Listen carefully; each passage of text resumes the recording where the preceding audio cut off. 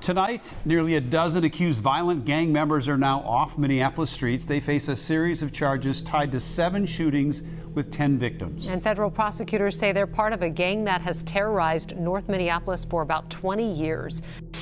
The existence of the Lowe's gang constitutes a threat to the sanctity of human life. And that's why U.S. Attorney Andrew Luger says his office worked to take down 11 of them. These people face charges for a variety of crimes ranging from murder to drug and gun trafficking. Prosecutors say their crimes spanned from 2021 until earlier this year and included shooting and killing rival gang members. But investigators say they also took aim at innocent bystanders. Between 2021 and 2024, North Minneapolis was shaken by a wave of bloodshed. Gunfire ripped through gas stations, food trucks, and neighborhood parties. Some of the victims were rival gang members.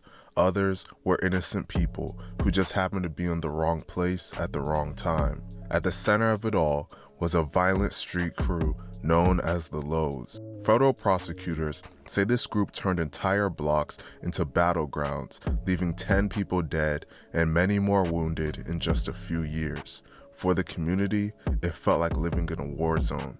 For investigators, it became the foundation of one of the largest gang RICO cases Minnesota has ever seen. This is the story of the Lowe's. But before we get into the video, please be sure to like and subscribe.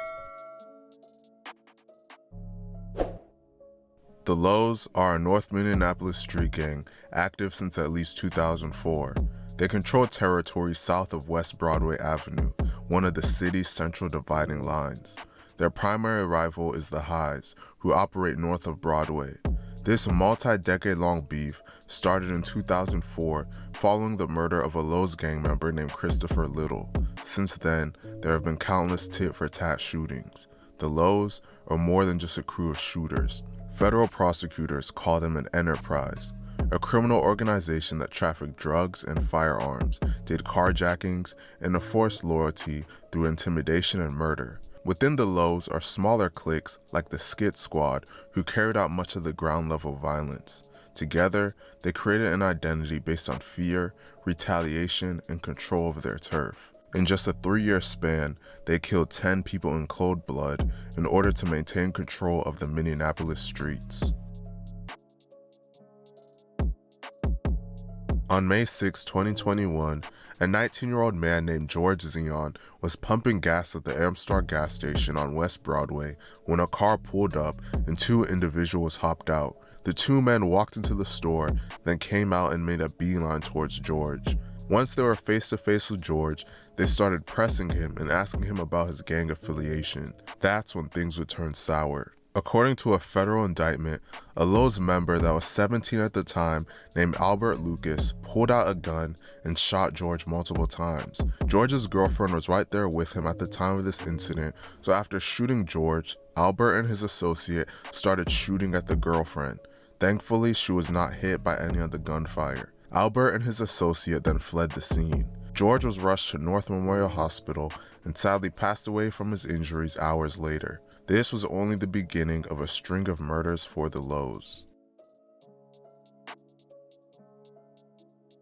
On April 27, 2022, a man named Elo Lomax was sitting in a car in the 3300 block of Knox Avenue North when a dark-colored sedan pulled up and someone inside the sedan fired multiple shots into Elo's car. Officers arrived shortly afterwards and pronounced Elo dead on the scene. Elo was allegedly an associate of a subset of the Highs called K-Block. Prosecutors believe that this is why he was allegedly killed by members of a Lowe's subset called the Dunna Boys.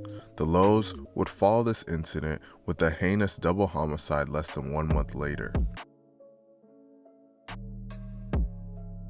On May 14, 2022, 2 men named Kayvon Williams and Makonda Robinson were near a food truck on the corner of West Broadway and Bryant Avenue when gunmen pulled up and started shooting in their direction. Both of them were hit and the shooter fled the scene. Both of them would sadly pass away from their injuries, with Kayvon being pronounced dead at just the age of 21 and Makonda being pronounced dead at just the age of 51. A Lowe's member named Glenn Carter would eventually get charged with this double murder. He allegedly targeted Kayvon because he was allegedly a member of the Highs gang subset K Block. Makonda was an innocent bystander caught in the crossfire. In truly horrific fashion, the Lowe's would commit another double homicide just 5 days later. On May 19, 2022, a man named Damon Rhodes and a woman named Aranezia Clark were riding in a blue sedan near 36th Avenue and Crystal Lake at a traffic light when another vehicle pulled up beside them and someone inside fired at least 15 rounds into their car. The suspects then fled the scene, and police would later find the suspect's vehicle abandoned in North Minneapolis. Damon was pronounced dead at just 28 years old, and Aranezia was pronounced dead at just 24 years old. Members of the Lowe's would eventually be charged with these murders, and this incident was listed in their federal indictment. Sadly, the senseless killing wouldn't stop there. On April 27, 2023, a man named Isaiah Lee was sitting in a parked car at the intersection of North 21st and Bryant Avenues when a Dodge Charger drove through the area, then turned back around.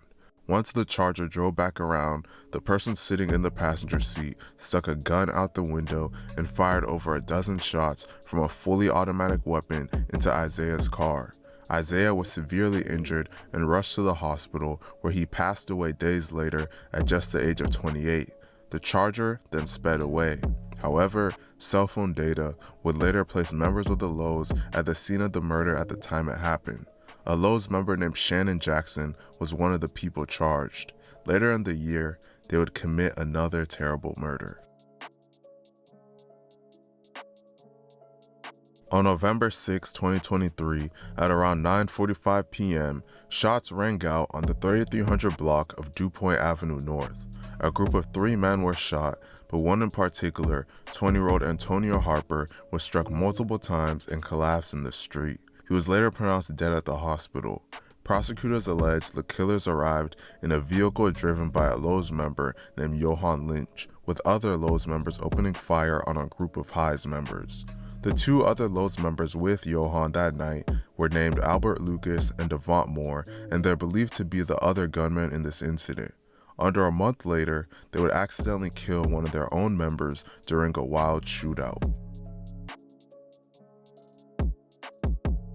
On December 3, 2023, Damari Douglas, Devont Moore, and 4 other Lowe's members attended a party in Minneapolis. After leaving the party, the group was walking down a street when they began firing at a passing vehicle that drove past them on Grand Avenue South. During the shooting, one of them accidentally shot one of their own members, a 20-year-old man named Tyshawn Lyons. Surveillance footage allegedly shows Devont and Damari standing behind Lyons as they fired among the group. Tyshawn is seen on the video collapsing to the ground at the moment he comes between Damari and the SUV. Police responding to the scene found Tyshawn shot in the back of the head. He was taken to Hennepin County Medical Center for treatment but died 3 days later. Both Devont and Damari were charged with this friendly fire murder. On February 27, 2024, a 34-year-old man named Pierre Miller was amongst a group of people near the 800 block of East Franklin Avenue when multiple gunmen pulled up and opened fire. 3 people, including Pierre, were hit by gunfire. Pierre sadly passed away from his injuries, while the 2 other victims survived. Lowe's members Albert Lucas, Victor Collins, and Antonio Timberlake would ultimately get charged with this murder. With this ruthless killing spree going on and creating havoc across Minneapolis, the feds would eventually come knocking. For years, investigators quietly pieced the puzzle together. Ballistics linked shell casings from one crime scene to another. Stolen cars used in drive-bys were traced back to gang members. Cell phone records showed the same defendants circling murder scenes at the exact moment shots were fired. To law enforcement, these weren't isolated shootings anymore. There were threads in a single violent web. On October 30th, 2024, federal prosecutors finally made their move. In a sweeping indictment, 11 alleged members of the Lowe's were charged under the RICO Act. Less than a year later, on August 26, 2025, the case grew even larger. A superseding indictment added 3 more defendants and tied the crew to 10 murders committed between 2021 and 2024. For those charged, the stakes couldn't be higher.